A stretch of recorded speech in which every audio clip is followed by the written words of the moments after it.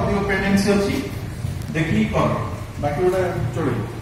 ଚରକା ପାଦ 4ଟା ଲିକେଜ ହୋଇ acidity pending ଅଛି ଆଫ୍ଟର ଚକାପାତ ତ ନୂଆ ଏଇଡିଓ ଆସିଲେଣି, ଆପଣ ଟିକେ କରନ୍ତୁ ଯୋଉଟା ତା ସହିତ ଯାଇ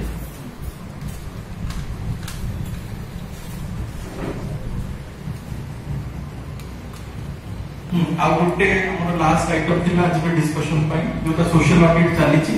ମୁଁ ଆଶା କରୁଛି କି ଏ ବର୍ଷ ସେଟା ଭଲ ହଉଥିବ, ଆପଣ ମାନେ ଡିଆରପି ମାନଙ୍କୁ ବିଏସଏଫ କୁ ଭଲ କୋଅପରେସନ ଲ୍ୟାଣ୍ଡ କରୁଥିବେ, ଆଉ ଯେମିତି ଏଥର କିଛି ବ୍ଲକ ଲେଭଲ ପବ୍ଲିକ ହିୟରିଂ ରେ କିଛି ଯେମିତି ସେମିତି ଇସ୍ୟୁଜ ନ ଆଉ ତା ସହିତ ଯଦି କାହାର କେସ୍ ରେକର୍ଡ କିଛି ଅପଡେସନ ପାଇଁ ବାକି ଅଛି, ଯୋଉ ଯେମିତି ଆଗକୁ ଷ୍ଟ୍ରିମଲାଇନିଂ ଅଛି, ଆପଣ ଆସିକି ସେକ୍ସନ ରେ ବସିକି ଯାହା ସେ କେସ୍ ରେକର୍ଡ ଅଛି ସବୁ ଅପଡେଟ କର।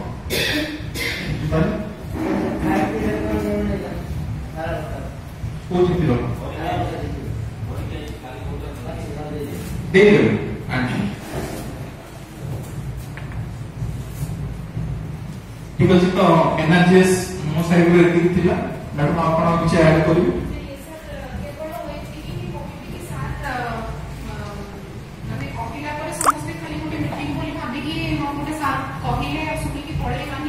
बाकी जहाँ भी अन्य पारामीटर गुड़ाक आम से 2-3 दिन भर गले भी चलो कि लेबर एंगेजमेंट कथा फास्ट प्रायोरिटी ମୁଁ ଶୁଣନ୍ତୁ ଆଜି ଯାହା ଯାହା ଜିନିଷ ଆଲୋଚନା କଲି ଆପଣ ମିଟ୍ ମିଟିଂ ରେ ଏଇ ସବୁ ଜିନିଷ ଯେମିତି ଆଲୋଚନା ହବ, ବୁଝେ ଆପଣ ମାନେ ସମସ୍ତେ ଥିଲେ, ପିଓ ଏଡିଓ ଏଭ୍ରିୱାନ୍ ସମସ୍ତେ ଅଛନ୍ତି, ଆପଣ ମିଟ୍ ମିଟିଂ ରେ ଏଇ ସବୁ ଜିନିଷ ହିଁ ଆଲୋଚନା କରିବେ। ଯାହା ଏବେ ଆମର ପାଇପଲାଇନ ଅଛି ସେଇଟା ହିଁ ଆଲୋଚନା ହବ, ବୁଝେ ଆଉ ତା ବାଦେ ଆରେଜଟା ହଉଛି ପ୍ରାୟୋରିଟି। ସେ ଅଙ୍ଗନବାଡି ୱାର୍କର ଯିଏ ବି ଆସିବେ ଆଗ ତାଙ୍କର କରିଦେଇକି ତାଙ୍କୁ ଆଗ ଛାଡ଼ିଦେବେ, ତାପରେ ଆପଣ ମାନେ ଆଗ ମେନ୍ ମିଟିଂ କରିବେ, ତାପରେ ସେମାନଙ୍କୁ ରେଜିଷ୍ଟର ଲିଷ୍ଟ ସବୁ କରିବା ପାଇଁ କହିବେ, ତାପରେ କରିବା ଯାହା ବି ଆପଣଙ୍କୁ ଠିକ ଲାଗୁଛି ସେଇ ହିସାବରେ କରିବେ। କିନ୍ତୁ ଏଇ ସବୁ ପଏଣ୍ଟ ଖାଲି ଆଲୋଚନା କରିବେ, ବୁଝେ।